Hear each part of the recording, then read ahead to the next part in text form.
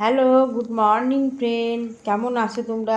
সকালে চলে আসলাম আজকে আমার একটা ছোট্টখাটো ব্লগ নিয়ে। আমার আজকের ব্লগ হচ্ছে মিঠাইকে নিয়ে। মিঠাইকে আজকে মধ্যম গ্রামে ওখানে একটা নিয়ে যাওয়া হবে। ওকে একটা ছোটোখাটো অপারেশন করানোর জন্য, যাতে ওর বাচ্চা কাচ্চা না হয়, সেই হিসেবে আমার প্রত্যেকটা বিড়ালের এই ছোটো ওই অপারেশন করা আছে। বাকি ছিল, তাই একে আজকে নিয়ে যাওয়া হবে।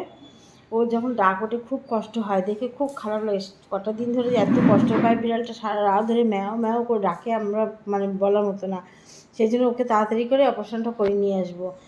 অন্য বিড়ালগুলোকে সব আমরা বাড়িতেই করেছি, কিন্তু একে একটু নিয়ে যাচ্ছি একটা ইনডোরে, সেখানে ওকে ভালোভাবে দেখাশোনা করা হবে। 4 দিন পরে মিঠাইকে ফেরত দেওয়া হবে। কিন্তু মিঠাইকে নিয়ে যাচ্ছে, আমার মনটা এত কষ্ট লাগছে বলার মতো না, যে মিঠাইকে ছাড়া আমি কী করে থাকবো। এক মুহূর্ত মিঠাইকে ছাড়া আমি থাকতেই পারি না। মিঠাই আমার সারাদিনের সঙ্গী। ছোট্ট বিড়াল ছানা আমার কাছে অতি প্রিয়, মনের জায়গা করে নিয়েছে। যাই হোক, ওকে সকালে নিয়ে যাওয়া হবে বলে সমস্ত গোছানো হচ্ছে। এই বাস্কেটের ভিতরে ওকে ঢোকানো হবে। দেখো, এই বাস্কেটের তলায় কাগজ দেওয়া হয়েছে, আর এই জিনিসগুলো সমস্ত না হবে।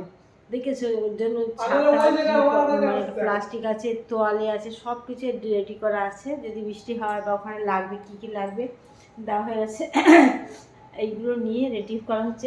মিঠাই এর ভিতর করে নিয়ে যাওয়া হবে।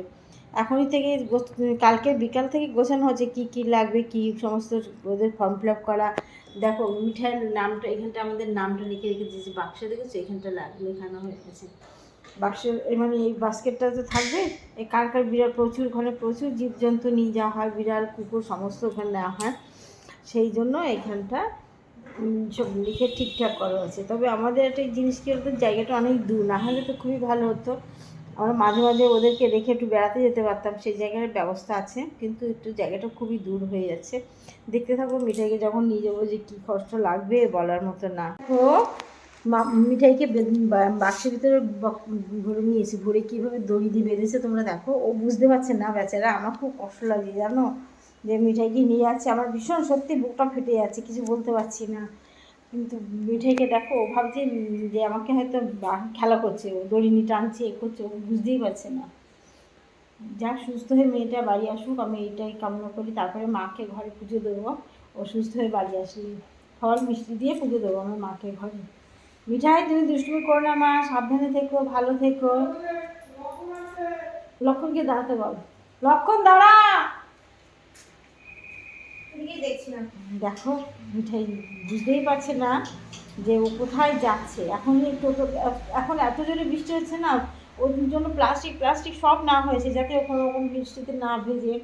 কিন্তু এত বৃষ্টির ভিতরে বোঝাই যাচ্ছে না। আমার মেয়ে গাড়িতে উঠতে পারে না, নইলে তো 4 চাকা করে প্রাইভেট গাড়ি করে নিয়ে যাওয়া হতো।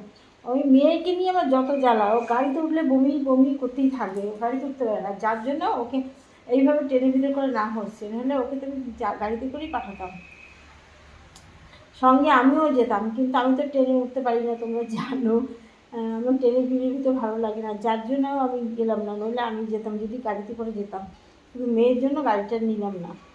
তাও এত বৃষ্টি আমি বুঝতে পারিনি, তাহলে নিতাম গাড়িটা তাও। যাই হোক, তোমরা দেখো, মিঠাই এখন রওনা দেবে। আমার মনটা খুব খারাপ লাগছে। কী বল ম্যাও, কী ম্যাও ও ডাকলো? মা তুমি এখানে থাকবে তো, কিছু করবে না? ঠিক আছে মা, ভালো থেকো মা।